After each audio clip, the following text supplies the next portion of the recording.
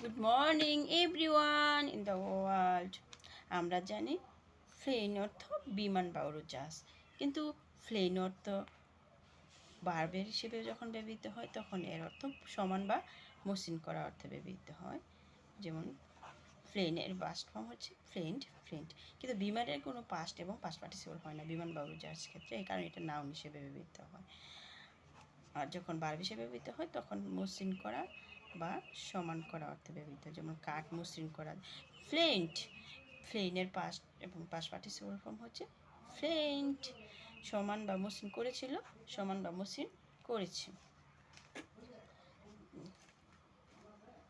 এই যে ফ্লেন, কিন্তু ফ্লেনের আরেক নাম হচ্ছে যেমন সাদামাটা, যেমন ফ্লেন।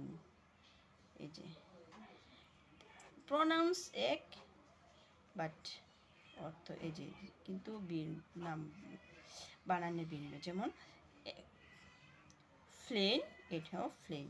এই ফ্লেনের অর্থ হচ্ছে সাধারণ বা সাদামাটা অর্থে ব্যবহৃত হয়। যেমন সাধারণ বা সাদামাটা অর্থে ফ্লেন ব্যবহৃত হয়।